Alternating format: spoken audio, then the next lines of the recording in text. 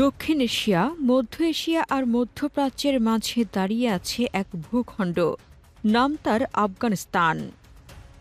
আর সেই দেশটি হয়ে উঠেছে 4টি আঞ্চলিক শক্তির কেন্দ্রবিন্দু। প্রশ্ন জাগে, কেন চীন, রাশিয়া, ইরান আর পাকিস্তানের জন্য আফগানিস্তান এতটা অপরিহার্য? উত্তর একটাই, এই দেশকে বাদ দিয়ে কারো কৌশলগত স্বার্থ পূরণ করা সম্ভব নয়। সীমান্ত নিরাপত্তা থেকে শুরু করে জ্বালানি করিডোর, পানি বণ্টন থেকে মধ্য এশিয়ার স্থিতিশীলতা, সবকিছুতেই আফগানিস্তান এখন মূল চাবিকাঠি। পাকিস্তানের সঙ্গে আফগানিস্তানের সীমান্ত দৈর্ঘ্য প্রায় ২৬৭০ কিলোমিটার, যা ডুরান্ড লাইন নামে পরিচিত। এই সীমান্ত বরাবরই অস্থিরতা, অনুপ্রবেশ ও সন্ত্রাসবাদ পাকিস্তানের জন্য মাথাব্যথা হয়ে দাঁড়িয়েছে। তালেবান ক্ষমতায় আসার পর পাকিস্তান আশা করেছিল সীমান্ত নিরাপত্তা জোরদার হবে, কারণ আফগানিস্তান শান্ত না হলে পাকিস্তানের ভেতরে অস্থিতিশীলতা ছড়িয়ে পড়ে।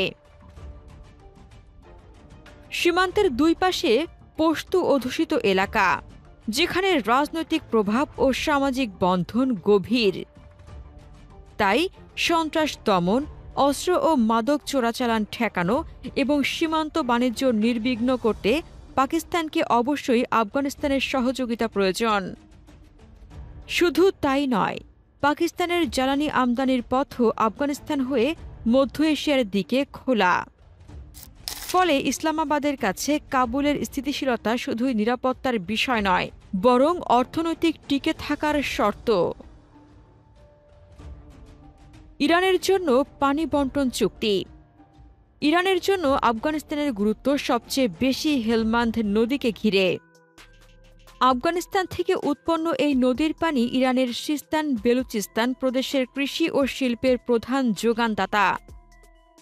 পানি সংকটের কারণে ইরানের প্রায় বিক্ষোভ দেখা দেয়, আর তার সমাধান একটাই, আফগানিস্তানের সঙ্গে কার্যকর পানি চুক্তি। গত 4 বছরে আফগানিস্তান একাধিকবার ইরানকে পানি সরবরাহ বাড়ানোর প্রতিশ্রুতি দিয়েছে, আর মাঝে মধ্যে নিজেদের স্বার্থে পানি ধরে রাখার সিদ্ধান্তও নিয়েছে। এই বাস্তবতা দেখাচ্ছে ইরানের কৃষি উৎপাদন ও শিল্পাঞ্চলের জন্য আফগানিস্তানের পানি অপরিহার্য।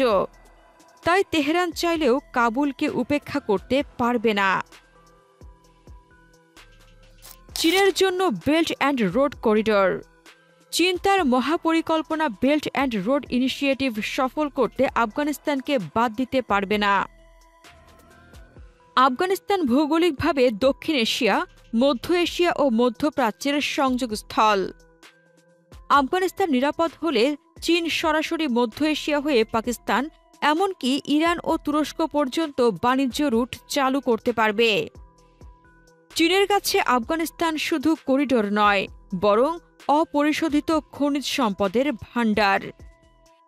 লিথিয়াম, তামা, লোহা বিরল খনিজ, যা আধুনিক প্রযুক্তি ও ইলেকট্রিক শিল্পের জন্য অপরিহার্য। তাই চীন আফগানিস্তানকে দীর্ঘমেয়াদী বিনিয়োগ ও করিডোরের মাধ্যমে স্থিতিশীল অংশীদার বানাতে চাইছে। কাবুল অস্থিতিশীল থাকলে চীনের পুরো পশ্চিমাঞ্চল, শিনজিয়াং থেকে শুরু করে পাকিস্তান করিডোর পর্যন্ত ঝুঁকির মুখে পড়বে। রাশিয়ার নিরাপত্তা কৌশলের কেন্দ্রবিন্দু হল মধ্য এশিয়া। কাজাখস্তান, উজবেকিস্তান, তাজিকিস্তান সবগুলো দেশ রাশিয়ার প্রভাব বলয়ের অংশ। কিন্তু সমস্যা হল এই দেশগুলোর স্থিতিশীলতা আফগানিস্তানের নিরাপত্তার সঙ্গে সরাসরি জড়িত। যদি আফগানিস্তান আবার অস্থিতিশীল হয়ে ওঠে, তাহলে উজবেকিস্তান ও তাজিকিস্তানে উগ্রপন্থী গোষ্ঠীগুলো সক্রিয় হবে। এতে শুধু সীমান্ত নয়, রাশিয়ার ভেতরে ককেসাস অঞ্চলও অশান্ত হয়ে উঠবে। তাই রাশিয়া সরাসরি বুঝে গেছে, আফগানিস্তানকে উপেক্ষা করলে মধ্য এশিয়ায় তাদের নিয়ন্ত্রণ দুর্বল হয়ে পড়বে। এজন্যই 2025 সালে রাশিয়া আনুষ্ঠানিকভাবে ইসলামিক আমিরাতকে স্বীকৃতি দিয়েছে। আফগানিস্তানের ভূ-রাজনৈতিক ও কৌশলগত গুরুত্ব বোঝাতে কিছু সংখ্যাগত তথ্য বিশেষভাবে গুরুত্বপূর্ণ। প্রথমত, পাকিস্তানের সঙ্গে আফগানিস্তানের সীমান্ত দৈর্ঘ্য প্রায় ২৬৭০ কিলোমিটার, যা এই অঞ্চলের দীর্ঘতম এবং জটিল সীমান্তগুলোর একটি। এই সীমান্ত দিয়ে প্রতিদিন হাজারো মানুষ যাতায়াত করে, শত শত বাণিজ্যিক ট্রাক যাওয়া আসা করে, আবার একই সঙ্গে অস্ত্র, মাদক ও অনুপ্রবেশেরও ঝুঁকি তৈরি হয়।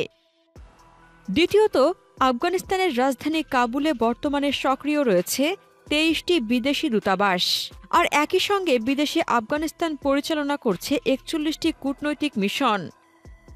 এর মানে দাঁড়ায়, যতই আন্তর্জাতিক অস্বীকৃতি থাকুক, বাস্তবে বিশ্ব শক্তিগুলো কাবুলে কার্যক্রম চালিয়ে যাচ্ছে। আরেকটি উল্লেখযোগ্য পরিসংখ্যান হল আফগানিস্তানের খনিজ সম্পদ। অনুমান করা হয় দেশটির মাটির নিচে প্রায় $1 ট্রিলিয়ন মার্কিন ডলারের সমপরিমাণ লিথিয়াম ও অন্যান্য বিরল খনিজ মজুদ আছে। এগুলো ভবিষ্যতের বৈদ্যুতিক গাড়ি, ব্যাটারি ও উচ্চ প্রযুক্তির মূল উপাদান। এছাড়া পানি সম্পদের ক্ষেত্রেও আফগানিস্তান ইরানের জন্য এক গুরুত্বপূর্ণ সরবরাহকারী। হেলমান্দ নদীর পানি ইরানের কৃষি জমির প্রায় 40% নির্ভরশীল। এসব সংখ্যাই প্রমাণ করে যে আফগানিস্তান শুধুই ভৌগোলিক কেন্দ্র নয়, বরং কৌশলগতভাবে অপরিহার্য এক শক্তি। আফগানিস্তানের ভৌগোলিক অবস্থান তাকে আঞ্চলিক অর্থনৈতিক করিডোরের কেন্দ্রবিন্দুতে পরিণত করেছে। 4টি বড় প্রকল্প সরাসরি এর সঙ্গে যুক্ত। প্রথমত, টাপি গ্যাস পাইপলাইন প্রকল্প, যা তুর্কমেনিস্তান থেকে আফগানিস্তান হয়ে পাকিস্তান ও ভারতে পৌঁছাবে।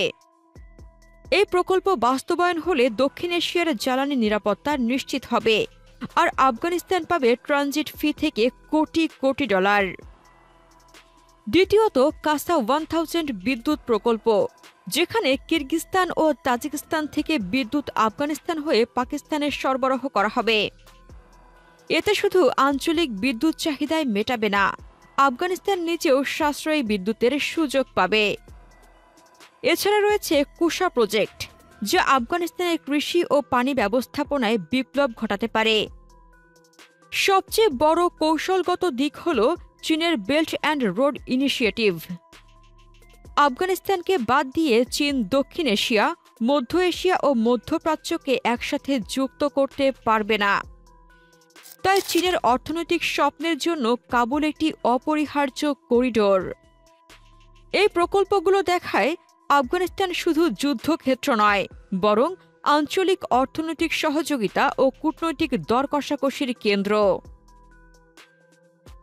আঞ্চলিক ভূরাজনীতির বাস্তবতা হল, আফগানিস্তানকে বাদ দিয়ে দক্ষিণ ও মধ্য এশিয়ার কোনো দেশই তাদের কৌশলগত লক্ষ্য পূর্ণ করতে পারবে না। পাকিস্তান সীমান্ত নিরাপত্তা আর বাণিজ্যের জন্য আফগানিস্তানের উপর নির্ভরশীল। ইরান পানি সরবরাহ আর কৃষি উৎপাদনের জন্য কাবুলকে উপেক্ষা করতে পারবে না। চীনের বেল্ট অ্যান্ড রোড করিডোরের স্বপ্ন আফগানিস্তান ছাড়া অচল। আর রাশিয়ার জন্য মধ্য এশিয়ার স্থিতিশীলতা নিশ্চিত করতে হলে আফগানিস্তানের সঙ্গে স্থায়ী সম্পর্ক বজায় রাখা ছাড়া আর কোনো বিকল্প নেই। সব দেশই বুঝে গেছে, আফগানিস্তানকে একঘরে করলে অস্থিতিশীলতা শুধু সীমান্তে সীমাবদ্ধ থাকবে না, বরং তা পুরো অঞ্চলে ছড়িয়ে পড়বে। সন্ত্রাসবাদ, মাদক চোরাচালান, অভিবাসী স্রোত সবকিছুই আরও জটিল হয়ে উঠবে। বিপরীতে আফগানিস্তানকে অংশীদার বানাতে পারলে অঞ্চল জুড়ে অর্থনৈতিক প্রবাহ, নিরাপত্তার সহযোগিতা এবং রাজনৈতিক স্থিতিশীলতা তৈরি হবে। তাই আঞ্চলিক বাস্তবতা স্পষ্ট, আফগানিস্তানকে ছাড়া কোনো দেশ টিকতে পারবে না, আর উন্নয়ন তো দূরের কথা। গত 4 বছরে প্রমাণ হয়েছে আফগানিস্তানকে একঘরে করে রাখা সম্ভব নয়। এই দেশটিকে বাদ দিয়ে আঞ্চলিক শান্তি কিংবা অর্থনৈতিক উন্নয়ন কোনোভাবেই সম্ভব নয়।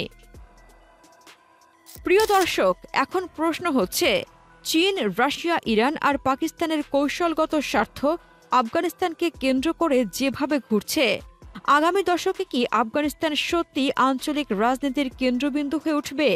আপনার মতামত কমেন্টে জানান। আফগানিস্তানের সামরিক শক্তি নিয়ে জানতে আমাদের চ্যানেলটির ভিডিও ট্যাব থেকে ঘুরে আসুন। এই ভিডিওটি ভালো লাগলে লাইক বাটনে ক্লিক করুন।